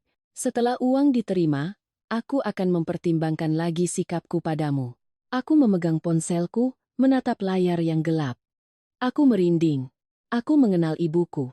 Dia bukan orang yang suka sesumbar, dan nada bicaranya barusan menyiratkan badai yang sangat dahsyat. Ibu bilang akan membawa lebih banyak. Di luar, angin mulai menderu-deru melalui celah jendela. Badai akan datang. Besok, saat ibuku musik melangkahkan kaki ke rumah ini, apa yang akan terjadi? Penyelamatan? Atau kehancuran total? Musik. Aku berbaring di tempat tidur, meringkuk, menunggu fajar dengan rasa takut dan secercah harapan yang mulai menyala. Keesokan paginya, sinar matahari yang terik menyelinap melalui celah jendela, musik, menyinari wajahku, tetapi aku masih merasa kedinginan seolah berada di tengah musim salju. Semalam aku tidak tidur, hanya berbaring mendengarkan cicak berdecak di langit-langit, menghitung setiap detik menunggu pagi. Di bawah, terdengar suara piring beradu, aroma lontong sayur yang gurih musik menyeruak. Biasanya jam segini aku sudah sibuk di dapur, tapi hari ini tidak ada yang memanggilku. Mungkin mereka menganggapku sebagai ayam petelur emas yang akan membawa 100 juta, jadi mereka memberiku sedikit kelonggaran untuk beristirahat. Aku menuruni tangga dengan langkah berat. Di hadapanku, tersaji pemandangan keluarga harmonis yang palsu. Ibu Lastri duduk santai sambil menyeruput kuah lontong sayur, tertawa-tawa dengan Dimas dan Tiara. Ibu musik sudah punya rencana, kata Ibu Lastri setelah meletakkan mangkuknya, suaranya penuh kegembiraan seolah baru menang lotre. Nanti kalau besan datang bawa 100 juta, Ibu akan ambil 30 juta untuk belikan Dimas motor NMAX baru. Motor yang lama sudah jelek, tidak cocok untuk seorang direktur. Lalu 20 juta untuk Tiara perawatan di salon setelah menikah. Sisanya 50 juta Ibu simpan, anggap saja upah Ibu mendidik menantu. Tiara, yang sedang mengecat kukunya, matanya langsung berbinar. Wah, Ibu terbaik. Nanti daftarkan aku paket perawatan yang VIP ya. Bu, ngomong-ngomong, Mbak Sari ternyata berharga juga ya. Diancam mau dipulangkan, keluarganya langsung kirim uang. Dimas di sebelahnya mengangguk setuju. Kan sudah aku bilang, Bu. Orang kampung itu gengsinya tinggi. Bu Hartini takut putrinya dikembalikan, makanya terpaksa keluar uang. Kali ini aku harus tegas, biar keluarga istri tahu siapa kepala keluarga di sini. Aku berdiri di ujung tangga, mendengar setiap kata mereka, hatiku mati rasa. Tidak ada lagi sakit hati, tidak ada lagi kekecewaan, yang ada hanya rasa jijik. Ternyata di mata mereka, aku dan ibuku hanyalah mesin ATM berjalan. Mereka sudah membagi-bagi uang hasil jerih payah ibuku bahkan sebelum uang itu ada di tangan mereka. Aku berjalan ke dapur, langkah kakiku membuat obrolan mereka mendadak berhenti. Ibu Lastri melirikku sinis, suaranya ketus namun bercampur nada puas. Sudah bangun? Kukira mau tidur sampai siang. Sana ambil lontong sayur, makan biar ada tenaga untuk menyambut ibumu yang terhormat itu. Jangan lupa bersihkan rumah, jangan sampai dia datang dan menuduhku menyiksa putrinya. Aku tidak menjawab. Hanya diam-diam mendekati panci lontong sayur. Kuahnya sudah dingin, hanya tersisa beberapa potong lontong dan sayuran layu. Mereka telah memakan bagian yang terbaik, menyisakan ampasnya untukku. Aku mengambil semangkuk kuah encer, duduk di sudut meja makan. Dimas menatapku, mengangkat dagunya. Sudah telepon ibumu lagi belum? Dia sudah sampai mana? Suruh cepat, aku ada urusan, tidak punya waktu untuk menunggu. Ibu sedang dalam perjalanan? Jawabku singkat, tanpa menatapnya. Sikapmu itu kenapa? Dimas menggebrak meja. Mentang-mentang mau dapat uang jadi sombong, ya? Ingat, 100 juta itu uang tebusan kesalahanmu, bukan sumbangan. Jadi jangan belagu. Aku meletakkan sendokku, mengangkat kepala dan menatap lurus ke mata Dimas. Tatapanku begitu dingin hingga membuatnya sedikit gentar. Tunggu saja, ibuku akan membawakan sesuatu yang tidak akan pernah kalian lupakan seumur hidup. Kamu mengancamku? Ibu Lastri tertawa mengejek. Ibumu itu bisa apa? Paling-paling bawa oleh-oleh telur ayam kampung dan sayuran untuk menjilat. Aku sudah hafal tabiat orang-orang kampung seperti kalian. Aku berdiri dan membuang isi mangkukku ke tempat sampah. Suara air yang tumpah seolah menampar kesombongan mereka. Aku berbalik dan naik ke kamarku, meninggalkan umpatan ibu mertuaku di belakang. Aku duduk di dekat jendela, memandang ke gang sempit di luar. Langit mulai mendung, angin bertiup kencang membuat jendela berderak. Badai besar akan datang, langit terasa berat seolah mau runtuh. Anehnya, hatiku justru terasa tenang musik. Aku tahu badai di luar sana tidak lebih menakutkan dari badai yang akan segera terjadi di dalam rumah ini. Dan di sana, dari ujung gang, sebuah mobil hitam legam meluncur masuk. Bukan taksi, bukan juga mobil travel. Itu adalah sebuah Mercedes-Benz S-Class yang mengkilap dan mewah, tampak begitu kontras di tengah gang sempit yang sederhana ini. Keluarga suamiku masih belum menyadari kehadiran mobil mewah yang berhenti tepat di depan pintu. Ibu Lastri sedang sibuk menyuruhku mengelap lagi meja ukiran Jepara agar terlihat berkilau untuk pamer pada besannya. Lap yang bersih, masa kaki mejanya masih berdebu begitu? Omel Ibu Lastri. Ibumu itu kan terbiasa di rumah bilik bambu. Nanti lihat meja ini pasti kaget. Biar dia tahu putrinya menikah dengan keluarga kaya itu anugerah. Dimas sedang sibuk mengatur jam dinding, sambil bergumam, 30 juta buat motor, sisanya bisa buat modif knalpot biar keren.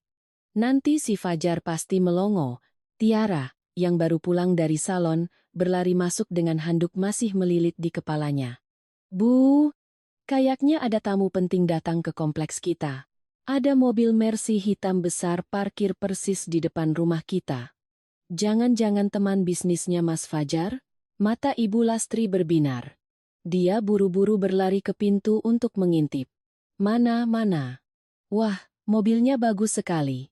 Pasti rekan bisnis keluarga Tiara. Mana mungkin ada orang di kompleks ini yang punya mobil semewah ini. Dimas, cepat keluar. Lihat siapa. Kalau tamu adikmu, ajak masuk. Cepat, bangun hubungan baik. Siapa tahu nanti bisa minta tolong. Dimas bergegas keluar dengan sikap membungkuk-bungkuk, siap menjilat. Aku berdiri di sudut ruangan, jantungku berdebar kencang. Aku tahu mobil itu milik siapa. Ibuku tidak pernah naik taksi jarak jauh karena mabuk darat. Setiap kali bepergian, beliau selalu menggunakan mobil perusahaan dengan sopir pribadi. Sesuatu yang tidak pernah diketahui oleh keluarga suamiku. Pintu mobil terbuka. Seorang pria berjas hitam dengan kacamata hitam turun. Itu Pak Heru, sopir sekaligus orang kepercayaan ibuku selama 20 tahun.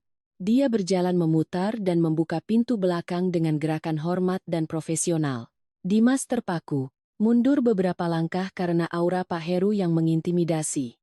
Ibu Lastri dan Tiara juga menjulurkan kepala, mulut mereka ternganga. Dari kursi belakang, seorang wanita turun. Bukan seorang sosialita dengan gaun sutra, melainkan seorang wanita berusia sekitar 60 tahun yang mengenakan setelan baju sederhana berwarna coklat, memakai sandal kulit tua, dan membawa tas anyaman pandan jenis tas yang biasa dipakai ibu-ibu di desa untuk ke pasar.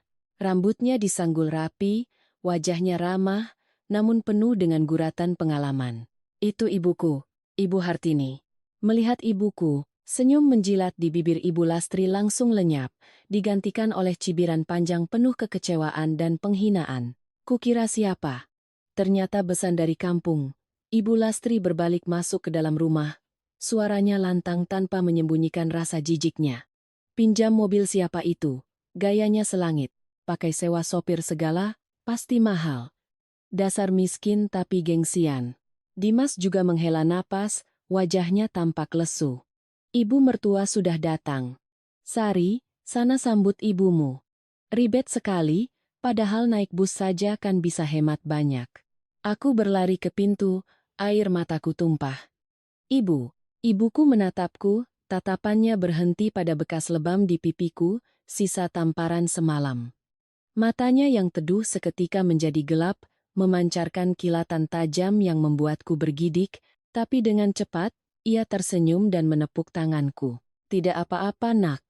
Ibu sudah di sini. Ayo kita masuk. Pak Heru hendak membawakan tasnya, tapi ibu melambaikan tangan.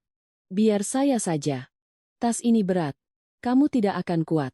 Ibuku melangkah masuk ke dalam rumah, dengan postur tegap dan berwibawa, sama sekali tidak menunjukkan keraguan seorang wanita desa di kota besar.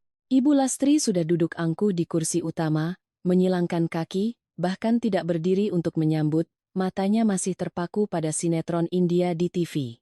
"Oh, Besan sudah datang? Duduk di kursi plastik itu saja ya. Sofa ini baru saya ganti kainnya. Takut kena debu jalanan," kata Ibu Lastri sambil menunjuk sebuah kursi plastik kecil di sudut ruangan. Suasana di ruang tamu menjadi tegang. Aku hendak protes, tapi ibuku sudah tersenyum, senyum dingin yang belum pernah kulihat sebelumnya. Beliau tidak duduk di kursi plastik itu, melainkan berjalan lurus ke kursi tunggal di seberang Ibu Lastri, duduk dengan tenang, dan meletakkan tas anyamannya di atas meja kaca dengan bunyi klang yang cukup keras. "Selamat siang, Bu Besan," musik sapa ibuku, suaranya dalam namun penuh wibawa. "Saya sudah membawa apa yang Anda butuhkan. Tapi sebelum kita buka tas ini, saya rasa kita perlu meluruskan beberapa hal." Ibu Lastri membelalakkan mata melihat ibuku berani duduk di sofa beludrunya. Dia hendak memarahi, tapi tatapan tajam yang aneh dari wanita berbaju sederhana di hadapannya membuatnya terdiam. Ada aura tak terlihat yang terpancar dari ibuku, yang benar-benar menekan kesombongan dan kekasaran ibu mertuaku.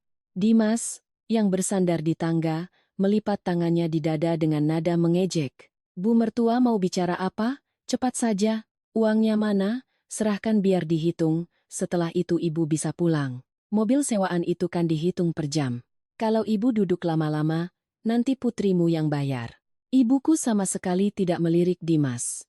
Ia perlahan mengedarkan pandangannya ke seluruh rumah, matanya berhenti pada retakan di dinding, pada perabotan tambal sulam yang kubeli dengan berhemat.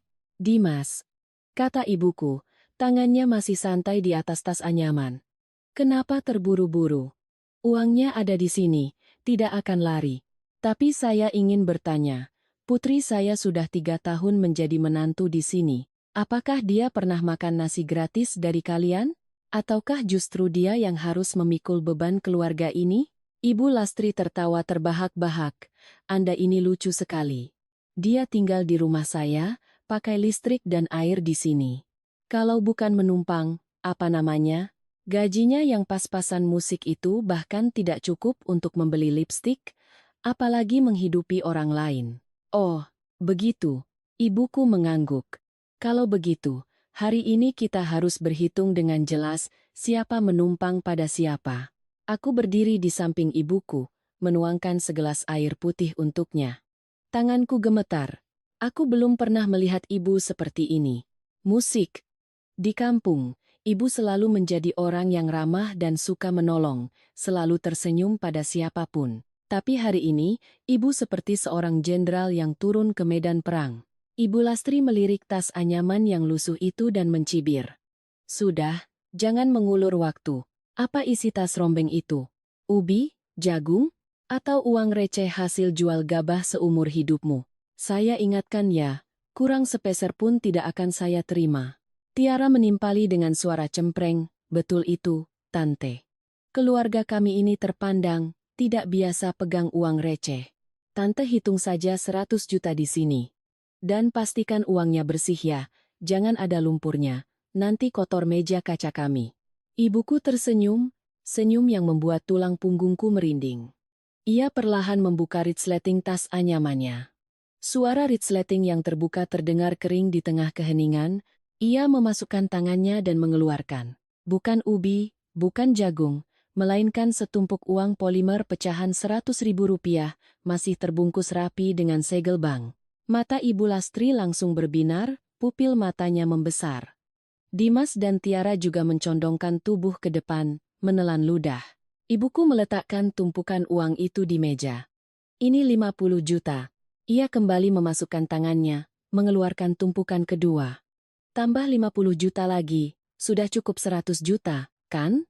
Dimas hendak menerkam uang itu, tapi Pak Heru, sopir yang sejak tadi berdiri di dekat pintu, melangkah masuk dan berdiri tegap di hadapannya.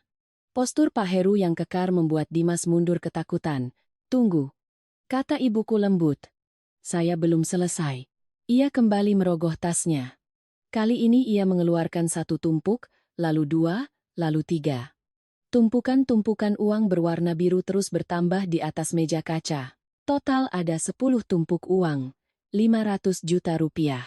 Seluruh ruangan hening, hanya terdengar napas terengah-engah penuh keserakahan dari ibu dan anak itu. Mereka menatap tumpukan uang itu seolah melihat dewa penolong. Tangan Ibu Lastri gemetar hebat, ia terbata-bata. Ini 500 juta? Ibuku berkata dengan tenang sambil menepuk-nepuk lengan bajunya yang sebenarnya tidak berdebu. Uang tunai ini saya bawa sebagai hadiah pertemuan untuk keluarga Besan. Ya ampun Bu Besan. Anda baik sekali. Sikap Ibu Lastri berubah 180 derajat. Dia berdiri, menggosok-gosokkan tangannya, wajahnya berseri-seri seolah baru menemukan emas. Dan memang itu emas. Duh, kan saya sudah bilang, dari wajahnya saja ibu ini orang baik. Kejadian kemarin itu cuma salah paham. Kami sudah lupakan semuanya. Ibu Lastri hendak meraih tumpukan uang itu, tapi ibuku mengangkat tangan untuk menghentikannya. Tunggu dulu, suara ibu menjadi tegas dan dingin seperti es. Sudah saya katakan tadi, uang ini saya berikan untuk putri saya, agar dia bisa memberikannya kepada keluarga suaminya.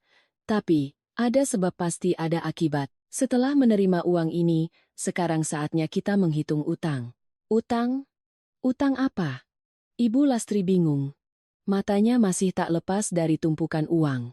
Keluarga saya tidak punya utang apa-apa pada Anda.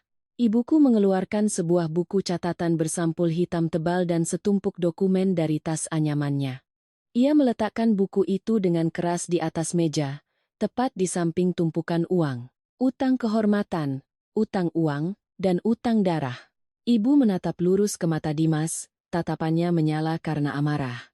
Dimas, kamu mau membacakan sendiri angka-angka di dalam buku ini untuk ibumu? Atau biar saya yang bacakan? Ruang tamu yang sempit itu terasa kehabisan oksigen. Dimas menatap buku catatan hitam di meja, wajahnya pucat pasi. Ia mengenali buku itu. Itu adalah buku catatan pengeluaran yang biasa kutulis, tapi kenapa bisa ada di tangan ibuku? Dan dokumen-dokumen itu apa? Kamu tidak mau baca? Baiklah, biar saya saja. Ibuku dengan tenang memakai kacamata bacanya dan membuka halaman pertama buku itu. Suaranya terdengar jelas, setiap kata seolah memaku telinga mereka. Tanggal 15 Mei 2024. Suami kalah judi bola. Istri harus mencairkan tabungan dana darurat sebesar 50 juta untuk membayar utang rentenir. Tanggal 20 Juni 2024, ibu mertua minta renovasi rumah, pasang lantai parket, total biaya 200 juta. Suami tidak punya uang sepeser pun, memaksa istri meminjam dari teman-teman. Dan yang terbaru, 2 hari yang lalu, tanggal 25 Mei 2026, suami bangkrut karena investasi bodong. Preman mengancam akan datang ke kantor. Istri terpaksa membongkar celengan, menguras tabungan, dan meminjam darurat dari teman untuk mentransfer 300 juta demi menyelamatkan suami. Uang ini membuat istri benar-benar bangkrut, sampai harus menjual kalung pernikahannya untuk bisa memberi hadiah di pernikahan adik iparnya. Ibu Lastri ternganga, menoleh pada Dimas. Apa? Kamu bangkrut 300 juta? Kenapa kamu bilang pada ibu kalau uangmu hanya sedang tertahan di proyek properti? Dimas menunduk dalam-dalam, keringat bercucuran, tidak berani berkata apa-apa. Ibuku membalik halaman berikutnya, suaranya tetap datar dan kejam. Tanggal 20 Juni 2024, ibu mertua meminta renovasi rumah, membeli perabotan baru untuk pamer pada tetangga. Biaya 200 juta, suami tidak punya uang. Memaksa istri meminjam dari teman dan meminta tambahan dari ibu kandungnya. Tanggal 10 Mei 2025, adik ipar melamar kerja di bank, butuh uang pelicin. Istri memberikan 50 juta. Sampai hari ini, adik ipar tidak pernah terlihat bekerja, dan uangnya hilang begitu saja. Tiara terlonjak kaget, wajahnya memerah. Tante, jangan sembarangan bicara. Uang itu Mas Dimas yang kasih, tidak ada hubungannya dengan Mbak Sari. Dimas dapat uang dari mana, nak? Ibuku menatap Tiara dengan tajam. Kakakmu itu pengangguran terselubung, berkedok sebagai direktur perusahaan fiktif. Setiap bulan dia minta uang pada istrinya untuk beli bensin dan sarapan.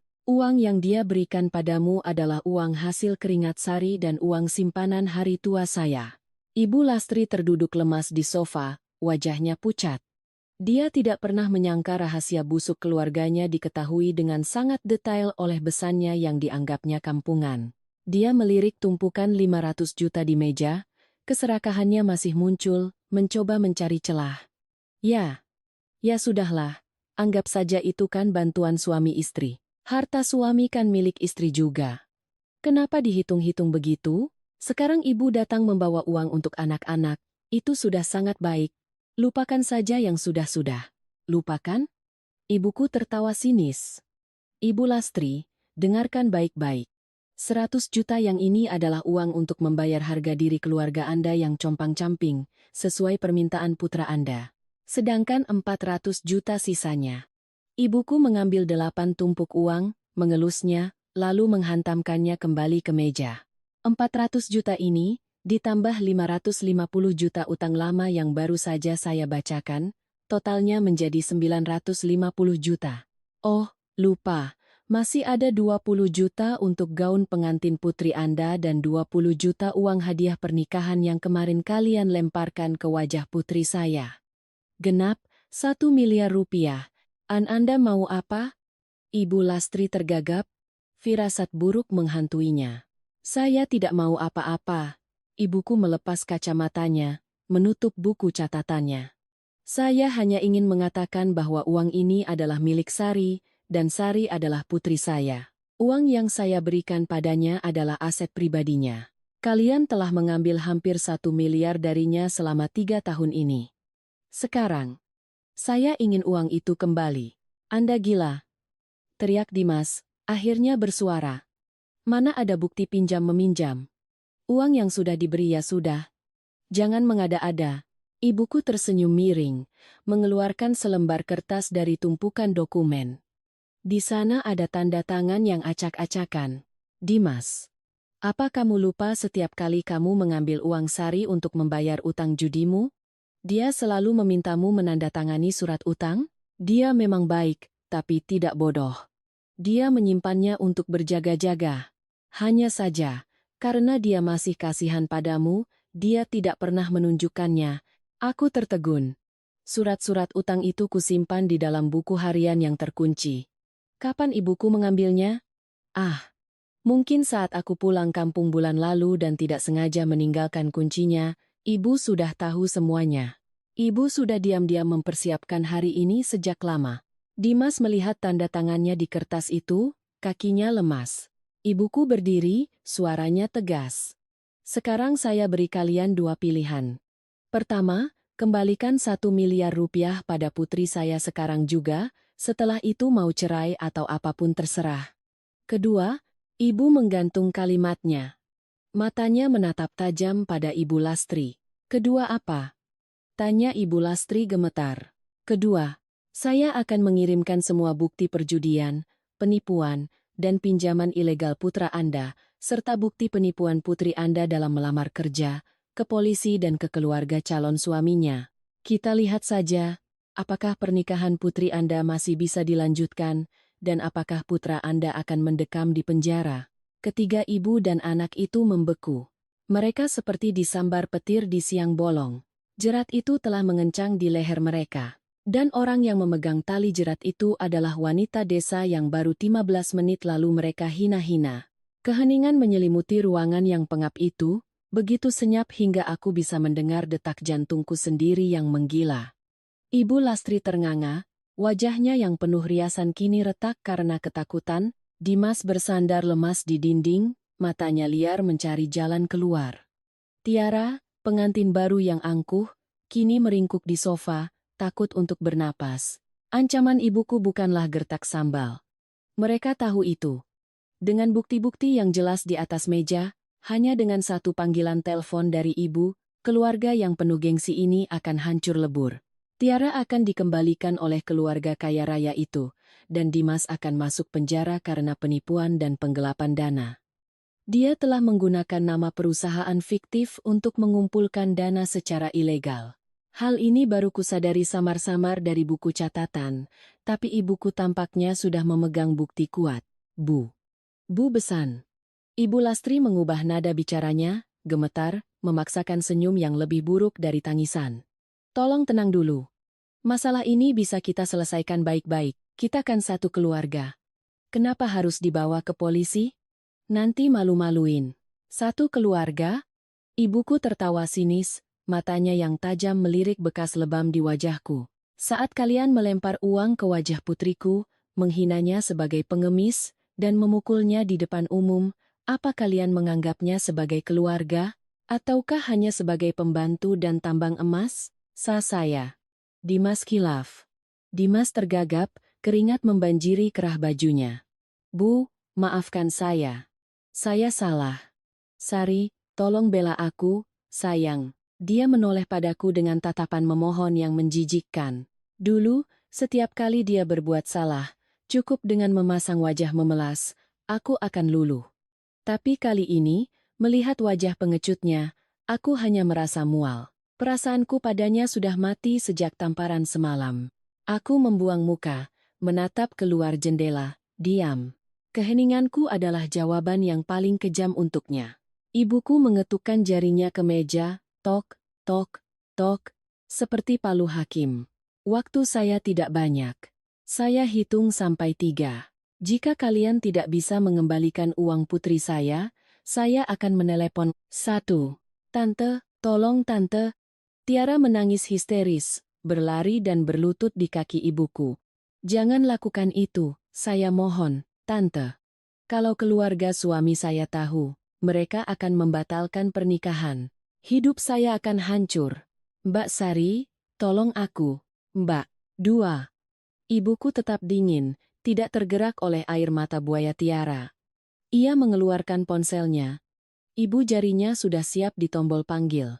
Jangan telepon. Teriak Ibu Lastri, wajahnya pucat pasi.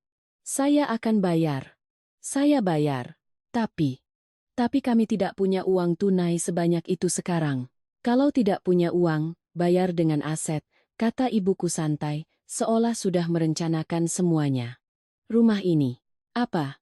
Teriak mereka bertiga serempak. Rumah ini, menurut harga pasar, nilainya sekitar 3 miliar, kata ibuku dengan fasih seperti seorang agen properti. Dikurangi utang 1 miliar yang kalian miliki pada Sari, saya akan membeli sisanya seharga 2 miliar. Uang tunai. Di sini? Sekarang juga. Ibu menunjuk tumpukan uang di meja dan tas anyamannya, yang ternyata masih berisi uang. Kalian ambil 2 miliar itu untuk melunasi utang-utang kalian yang lain, lalu kalian bisa pindah kemanapun kalian suka. Rumah ini akan menjadi milik Sari, sebagai kompensasi atas masa mudanya yang telah kalian sia-siakan. Anda keterlaluan. Raung Ibu Lastri, air mata dan ingusnya bercampur. Ini rumah warisan leluhur. Bagaimana bisa saya jual? Kalau begitu, saya telepon polisi, ibuku dengan tegas menekan tombol panggil. Layar ponselnya menyala. Tunggu. Saya setuju. Saya setuju, teriak Dimas, menyambar tangan ibuku. Dia lebih takut masuk penjara daripada kehilangan rumah. Dia tahu utang-utangnya di luar sana juga sudah mengejarnya. Uang 2 miliar saat ini adalah satu-satunya pelampung penyelamat. Kamu gila, Dimas. Ibu Lastri menampar putranya. Bu, kalau tidak dijual, aku masuk penjara. Ibu mau pilih rumah atau pilih anak? Balas Dimas berteriak pada ibunya. Ibu Lastri tertegun, lalu terkulai lemas seperti daun layu. Dia tahu dia telah kalah telak dalam permainan ini. Ibuku tersenyum, mematikan panggilan di ponselnya. Bagus. Orang yang bijak tahu kapan harus menyerah. Pak Heru, tolong panggil Pak Pengacara Sugiarto masuk. Seketika, seorang pria berjas rapi membawa tas kerja masuk. Ternyata ibuku sudah mengantisipasi segalanya dan menyewa pengacara untuk menyiapkan semua dokumen. Pak Sugiarto meletakkan setumpuk berkas di meja, suaranya tegas. Selamat siang, Ibu Lastri, Pak Dimas. Ini adalah akta jual beli dan surat kuasa untuk melunasi utang yang sudah disiapkan. Saya juga sudah membawa notaris yang menunggu di mobil. Cukup Bapak dan Ibu tanda tangani di sini, proses balik nama untuk Ibu Sari akan segera selesai. tanda tangan, perintah ibuku.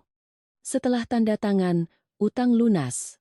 Kalau tidak, surat laporan penipuan ini akan ada di meja Kapolsek dalam 15 menit. Dimas dan Ibu Lastri dengan gemetar memegang pulpen.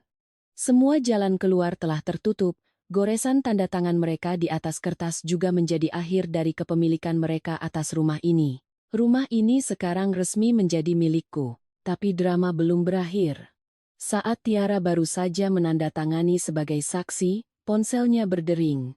Itu nomor Fajar, suaminya yang kaya raya. Tiara buru-buru mengangkatnya, menyalakan loudspeaker untuk pamer. "Halo, sayang?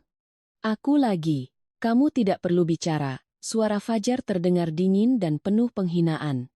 "Aku baru saja menerima pesan anonim berisi rekaman suara kamu dan ibumu yang merencanakan untuk menguras harta, ditambah lagi cerita kakakmu yang penipu dan terlilit utang. Keluargaku tidak sudi menerima menantu sepertimu yang akan mencoreng nama baik keluarga. Kita putus. Jangan pernah tunjukkan wajahmu di rumahku lagi." Tut, tut, tut. Ponsel jatuh dari tangan Tiara, pecah berkeping-keping di lantai. Dia ambruk dan pingsan. Ibu Lastri berteriak histeris. Aku menatap ibuku. Ibu masih duduk di sana. Dengan tenang menyeruput tehnya, wajahnya tidak menunjukkan ekspresi apapun. Pesan anonim. Tidak ada yang anonim di sini. Ibuku tidak akan pernah membiarkan musuh yang kejam lolos begitu saja. Ibu Lastri memeluk putrinya, menatapku dan ibuku dengan tatapan penuh kebencian. "Ini perbuatanmu, kan? Kamu menghancurkan hidup putriku." Ibuku berdiri, menepuk-nepuk pakaiannya, menatap Ibu Lastri dari atas. "Ini namanya karma, Bu Lastri. Siapa menabur angin, dia akan menuai badai. Saat Anda menghina putri saya di tengah pesta pernikahannya, apa Anda memikirkan hidupnya?" Ibu berbalik padaku, mengulurkan tangannya. "Ayo pulang, Nak. Rumah ini sudah kotor. Biar Pak Heru panggil orang untuk membersihkan dan mendisinfeksi nanti." Aku menggenggam tangan ibuku yang hangat dan kuat, melangkahi orang-orang yang sedang menangis meraung-raung di lantai. Untuk pertama kalinya, aku keluar dari rumah ini dengan kepala tegak. Namun, saat kami baru saja sampai di pintu, sirene mobil polisi terdengar dari ujung gang, semakin lama semakin dekat. Aku terkejut dan menatap ibu. Ibuku tetap tenang, hanya tersenyum tipis.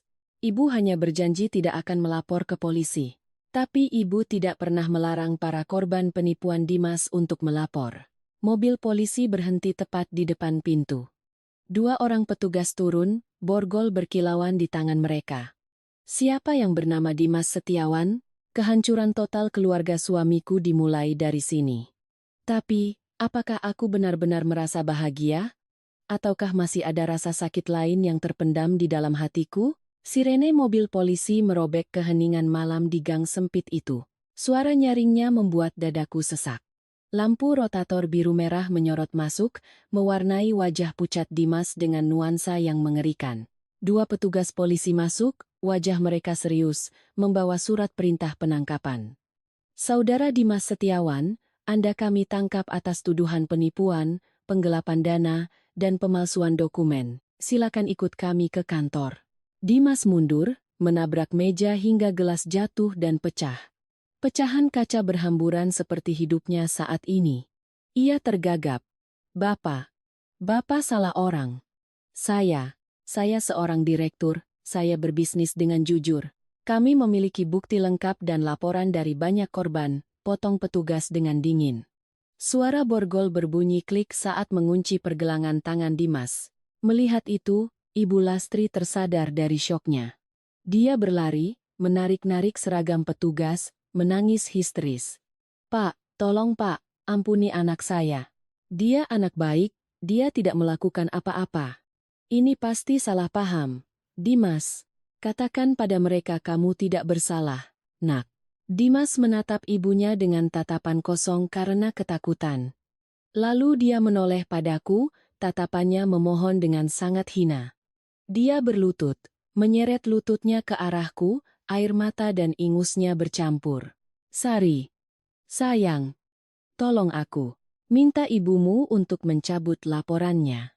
Katakan pada bapak-bapak ini aku tidak menipu. Kita sudah lama menikah, masa kamu tega melihatku masuk penjara? Aku menatapnya dengan hati hampa. Pria ini, beberapa jam yang lalu, ikut menghinaku dan menamparku di depan ratusan orang. Sekarang, dia menggunakan ikatan pernikahan yang telah dia injak-injak untuk meminta belas kasihan. Ibuku, yang masih duduk di sofa, menyesap tehnya dengan tenang. Dimas, sudah saya katakan, saya tidak melapor.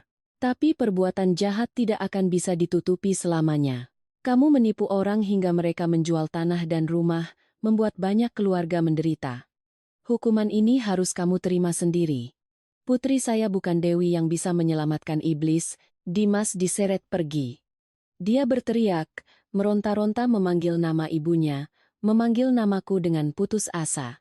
Ibu Lastri berlari mengejarnya sampai ke mobil polisi, lalu tersandung dan jatuh tersungkur di aspal. Tangannya tergores hingga berdarah. Dia menatap mobil yang menjauh, lalu menengadah ke langit dan menjerit pilu, sebelum akhirnya pingsan. Para tetangga berkerumun di sepanjang jalan, berbisik-bisik. Kukira direktur, ternyata penipu. Bu Lastri sering sekali pamer anaknya hebat, sekarang rasakan akibatnya. Kasihan si Sari, dapat suami tidak becus. Aku membantu ibuku masuk ke mobil. Pak Heru sudah menyalakan mesin. Aku menoleh ke belakang untuk terakhir kalinya. Pintu rumah terbuka lebar. Di dalam, Ibu Lastri tergeletak pingsan. Tiara duduk termenung seperti orang linglung di antara pecahan kaca. Rumah ini, secara hukum, sekarang milikku. Tapi rasanya sedingin kuburan. Ayo pulang nak, kata ibuku sambil menepuk pundakku. Biarkan mereka menyelesaikan kekacauan mereka sendiri. Kamu sudah melakukan yang terbaik. Mobil melaju. Aku menyandarkan kepalaku di bahu ibu, memejamkan mata. Tapi bayangan terakhir yang kulihat dari kaca spion bukanlah Ibu Lastri, melainkan Tiara. Dia sedang memegang ponselnya. Wajahnya tiba-tiba berubah ngeri. Seolah baru saja menerima kabar yang lebih buruk daripada kakaknya yang masuk penjara. 3 hari setelah penangkapan yang heboh itu, aku dan ibu kembali ke rumah itu untuk menyelesaikan serah terima. Rumah yang dulu dirawat dengan cermat oleh Ibu Lastri kini tampak seperti bangunan kosong, gerbangnya terbuka, halaman penuh daun kering. Karangan bunga pernikahan yang dulu megah kini layu, tergeletak di sudut seperti bangkai. Masuk ke dalam, bau apek menyergap hidungku. Ibu Lastri duduk meringkuk di sofa beludru yang dulu ia banggakan. Rambutnya memutih dan kusut, matanya cekung dan kosong. Melihatku datang, dia mengangkat wajahnya. Tatapannya tidak lagi garang, hanya ada ketakutan dan kelelahan. Kamu datang untuk mengusirku? Bisiknya parau. Aku duduk di hadapannya, meletakkan surat perjanjian di meja. Saya tidak mengusir, Bu. Sesuai kesepakatan, rumah ini sekarang milik saya. Uang 2 miliar yang ibu berikan sudah ibu pakai untuk meringankan hukuman Mas Dimas. Sekarang, apa rencana ibu? Ibu Lastri menangis. Tersedu-sedu. Sari? Ibu salah. Nak, ibu tahu ibu salah. Tolong, demi hubungan kita selama ini, biarkan ibu tinggal di sini, ya? Rumah sudah dijual, uang habis untuk bayar utang. Ibu mau kemana lagi? Dimas di penjara, ibu hanya punya kamu. Lagi-lagi lagu lama. Saat punya segalanya, dia menganggapku sampah. Saat terpuruk, dia mengakuiku sebagai satu-satunya keluarga. Ibu Lastri. Panggilanku yang formal membuatnya terdiam. Hubungan kita sudah berakhir sejak tamparan di hari pernikahan itu. Saya tidak bisa tinggal dengan orang yang telah menginjak-injak harga diri saya. Tapi saya tidak akan kejam. Saya beri ibu dan Tiara waktu 1 bulan untuk mencari tempat tinggal baru. Tiba-tiba dari lantai atas terdengar suara barang pecah, diikuti teriakan Tiara. Tidak, tidak mungkin. Penipu. Kembalikan uangku. Aku dan Ibu Lastri berlari ke atas. Kamar Tiara berantakan. Pakaian dan tas bermerek berhamburan. Tiara duduk di tengah-tengah, memegang kotak perhiasan yang kosong, wajahnya basah oleh air mata. Ada apa nak? Tanya Ibu Lastri panik. Tiara mendorong ibunya. Habis Bu. Semuanya habis. Fajar. Bajingan itu. Dia menipu kita. Tiara terisak. Perhiasan emas yang dia berikan itu palsu. Hari ini aku mau jual untuk mengurus Mas Dimas, tapi toko emas bilang ini hanya tembaga lapis emas, nilainya tidak sampai 500.000. Mobil mewah yang dia pakai juga mobil sewaan. Dia itu penipu, Bu. Dia menipu aku dan seluruh keluarga kita. Mendengar itu, Ibu Lastri pucat pasi, lalu ambruk di tempat tidur. Ya Tuhan, kenapa nasibku begini? Anak laki-laki masuk penjara, anak perempuan ditipu habis-habisan, dosa apa aku di masa lalu sampai hukumannya seberat ini? Aku berdiri di ambang pintu, melihat ibu dan anak itu berpelukan dan menangis. Emas palsu, mobil sewaan. Kemewahan yang mereka gunakan untuk menghinaku, ternyata hanya gelembung sabun. Tiara mengangkat wajahnya menatapku. Matanya penuh kebencian. Kamu senang kan? Tertawalah sepuasmu. Sekarang aku tidak punya apa-apa. Kamu puas? Aku tidak tertawa. Kataku pelan. Merasa lebih kasihan daripada puas. Aku hanya merasa sedih. Kalian sibuk mengejar hal-hal palsu dan meremehkan yang tulus. Jadi akhir seperti ini tidak terhindarkan. Aku berbalik menuruni tangga. Tiba-tiba aku teringat amplop 20 juta yang dirobek hari itu. 20 juta itu adalah uang asli, niat tulus yang nyata. Tapi mereka membuangnya untuk mengejar tumpukan emas palsu. Di pintu, aku bertemu dengan Pak RT yang tampak serius. Bu Lastri ada? Ini ada surat panggilan dari pengadilan soal utang arisannya. Katanya macet sampai ratusan juta ya. Aku tertegun. Ternyata bukan hanya Dimas. Ibu Lastri sendiri juga terlilit utang. Borok itu akhirnya pecah juga. Rumah ini bukan hanya rapuh, tapi sudah runtuh sejak lama. Badai utang menyapu rumah itu lebih cepat dan lebih ganas dari yang kuduga. Dalam seminggu, semua perabotan mewah disita oleh penagih utang. Rumah itu menjadi kosong melompong. Saat aku datang untuk mengambil kunci, Ibu Lastri sedang duduk di lantai, makan mie instan. Dia terlihat sangat kurus dan tua. Tiara keluar dari dapur, perutnya sudah mulai membuncit. Hasil dari hubungannya dengan si pangeran gadungan. Mbak Sari. Panggil Tiara pelan. Boleh. Boleh pinjam sedikit uang? Aku harus periksa kehamilan. Tapi tidak punya uang sepeser pun. Aku menatapnya. Adik ipar yang dulu menghina 20 jutaku. Kini dia meminta uang padaku. Aku mengeluarkan uang 2 juta dan memberikannya. Ini untuk calon keponakanku, bukan untukmu. Jaga anak itu baik-baik. Tiara menangis. Maafkan aku, Mbah. Aku menyesal. Aku tidak berkata apa-apa. Sebelum aku pergi, Ibu Lastri menahan tanganku dan memberiku sebuah bungkusan kecil. Sari, ini ibu simpan dari para penagih utang. Ibu kembalikan padamu. Aku membukanya. Di dalamnya ada kalung emas dengan liontin daun semanggi 4 helai. Kalung pemberian ibuku, yang kujual untuk mereka. Ternyata Ibu Lastri diam-diam telah menebusnya kembali.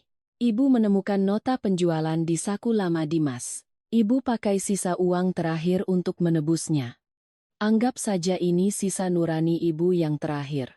Aku memegang kalung itu, air mataku menetes. Bahkan di tengah lumpur keserakahan, masih ada setitik nurani yang tersisa. Aku memutuskan untuk menjual rumah itu. Aku tidak ingin kenangan pahit itu terus menghantuiku. Dengan uang hasil penjualan rumah dan modal dari ibu, aku membuka sebuah toko bahan pangan organik. Awalnya sulit, tapi aku bekerja keras. Perempuan tanpa suami tidak menakutkan. Yang menakutkan adalah tidak punya uang dan tidak mandiri, kata-kata ibu selalu menjadi penyemangatku. Tokoku semakin sukses. Suatu hari, aku menerima telepon dari lembaga pemasyarakatan.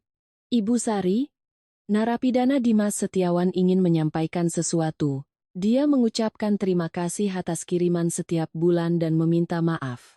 Aku terdiam. Aku memang tidak pernah menjenguknya, tapi setiap bulan aku mengirimkan sedikit uang dan kebutuhan pokok atas nama keluarga. Memaafkan bukanlah untuk orang lain, tapi untuk membebaskan diri sendiri. 3 tahun kemudian, aku sudah menjadi pemilik jaringan toko pangan organik yang sukses. Suatu hari saat melewati sebuah vihara, seorang wanita tua penjual lotre memanggilku. Neng,